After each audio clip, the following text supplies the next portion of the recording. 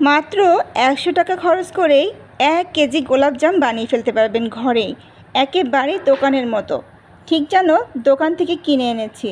দেখতে পাচ্ছেন কতটা স্পঞ্জি হয়েছে আর কতটা নরম তুলতুলে হয়েছে। মুখের ভিতরে দিলে একদম মিলিয়ে যাচ্ছে, ঠিক যেন দোকানের মতো। দেখতে যত সুন্দর হয়েছে, খেতে কিন্তু মাশাআল্লাহ অনেক সুন্দর হয়েছে। দেখতে পাচ্ছেন গোলাপজামগুলো কতটা সুন্দর লাগছে দেখতে। এই রেসিপিটা প্রথম থেকে ফলো করলে একটু স্কিপ করবেন না, তাহলে কিন্তু মিস হয়ে যাবে। প্রথম থেকে যদি ফলো করেন তাহলে কিন্তু পারফেক্ট গোলাপজাম বানিয়ে ফেলতে পারবেন। আমি এখানে 100 গ্রাম গুঁড়া দুধ নিয়েছি। গুঁড়া দুধটা আপনারা যে কোনো ব্র্যান্ডে নিতে পারেন। আর নিয়েছি এখানে সুজি। এখানে আমি 2 চামচ সুজি ব্যবহার করব। আর নিব 1 চামচ বেকিং পাউডার। আর নিব এখানে একটুখানি ঘি। যদি আপনার বাসায় ঘি না থাকে, এখানে সয়াবিন তেল ব্যবহার করলেও হবে। একটা ডিম একটা বাটিতে চামচ দিয়ে ফেটে রাখবো, কারণ আমার ডিমের গোলাটা দিয়েই এই ছানাটা করতে হবে, এই জন্য। তো এখন আমি ডিমটা খুব ভালোভাবে ছেনে নিয়েছি। আর এখানে সবগুলো উপকরণ ভালো করে মিক্সড করে নেব, যেহেতু এখানে বেকিং পাউডার রয়েছে আর বেকিং পাউডারটা যাতে সব জায়গায় যায়। এখন আমি ডিমের যে গোলা করে রেখেছি ওটা অল্প অল্প করে আমি এই ছানাটা করে নেব। ডিমের যে বাকি অংশ ছিল সেটুকু অর্ধেকটা দিয়ে দেব, আর অর্ধেকটা দিয়ে সম্পূর্ণটা মেখে নেব। যেহেতু আমার এখানে 100 গ্রাম দুধ, এই জন্য আমি একটা ডিম ব্যবহার করেছি। তো এই যে আমার গোলাটা বা মাখানোটা হয়ে গেছে, এখন আমি কিছুক্ষণের জন্য ঢেকে রেখে দেব।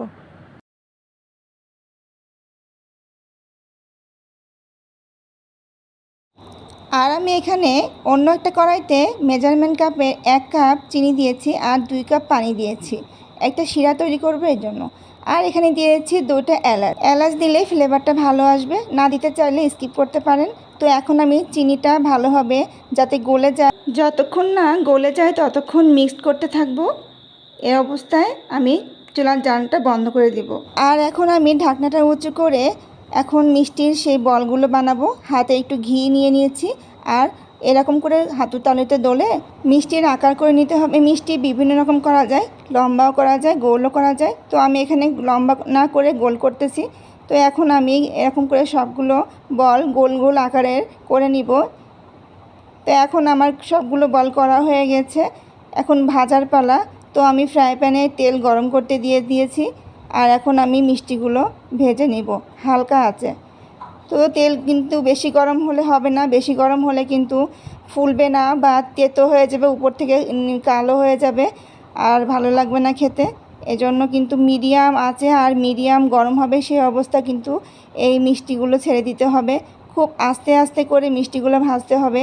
একটু করে কাট করে নিয়েছি যাতে একটু ফুলকো ফুলকো হয়। দেখেন কতটা সুন্দর হয়েছে, ডাবল হয়ে গেছে। আর এখন মিষ্টি শিরার ভিতরে দিয়ে দিলাম। এখানে দিলে আরও ডাবল হবে, মিষ্টিগুলো বড় বড় হয়ে যাবে আরও। তো এখন আমি একটু জাল করব, মিডিয়াম আছে আমি এটা 20 মিনিট জাল করে নিব।